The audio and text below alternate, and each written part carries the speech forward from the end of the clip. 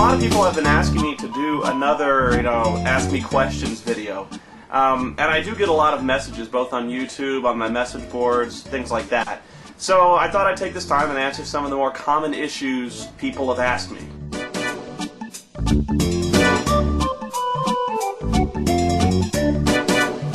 The first thing I'd like to address is the issue of instant messages and why I don't answer necessarily everyone's private messages and friend requests. The truth is, when it comes to friend requests, I pretty much just add everyone on my list. I mean, I don't really watch all of your videos.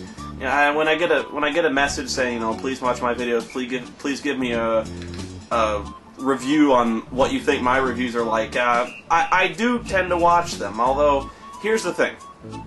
My inbox right now has about 1,600 messages in it. I get about, I'd say, 30 to 40 a day.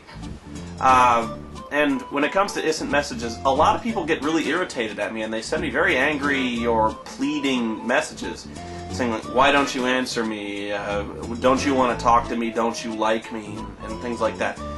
Okay, here's the thing. I don't really talk to anybody on instant messages for a very simple reason. Is because I can't talk to all of you. I don't even have that many fans. I've got about 6,000 subscribers right now, and let's just say that 1% of them wants to instant message me and have like regular conversations. That's still 60 people I have to talk to.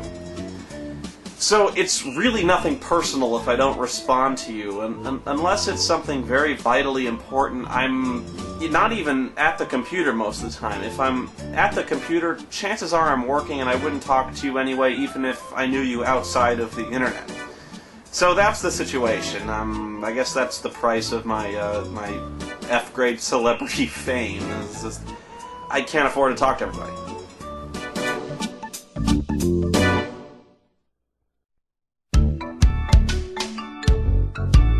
When it comes to the games I select for reviews, most of the time I tend to have some kind of personal connection to most of them, like games I used to play in the past. It's like Bayou Billy or The Thing or Microcosm. I owned these games as a kid.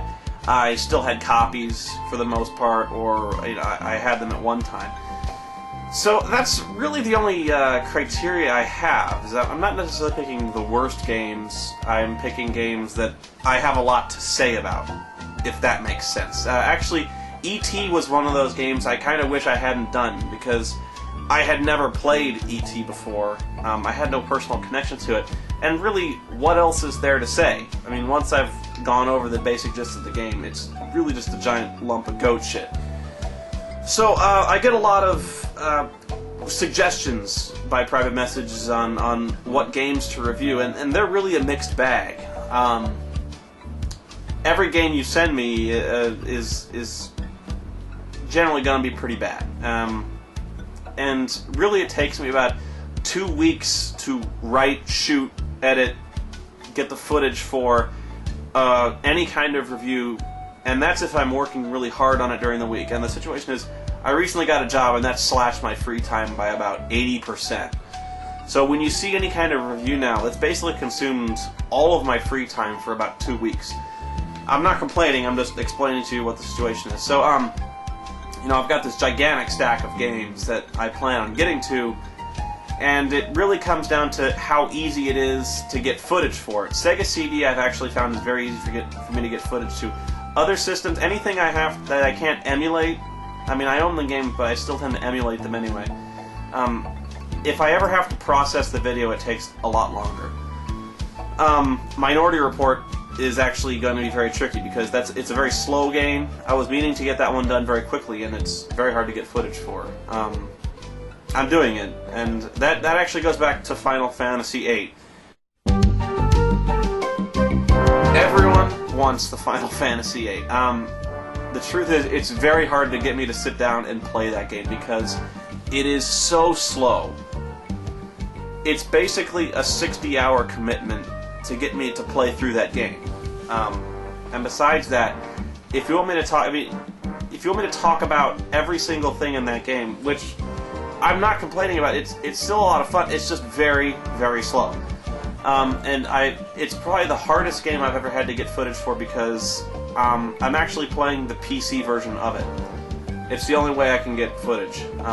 And sometimes the program I use to get footage crashes, sometimes it doesn't get sound, sometimes it just crashes entirely, and I don't know that it's crashed. So by the time I've played and I've gotten to a save point, it turns out I had nothing. And that's actually what happened to Part 9, was I played through about 10 hours of that game, and when I turned it off, I had no sound for half of it, and the other half I had no video. I had sound but no video.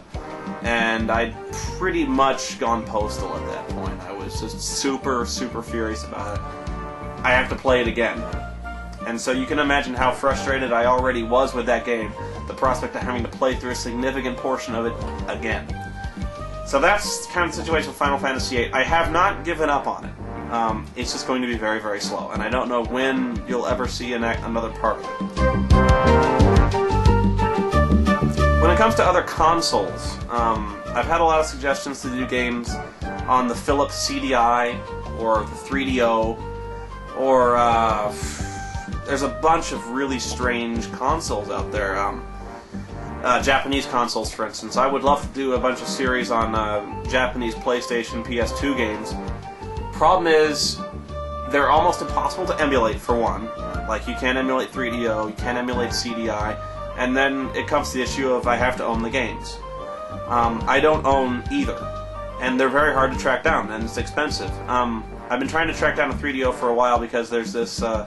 I've been meaning to do a review on some of the Stallone games, like Demolition Man and Cliffhanger for the Sega CD.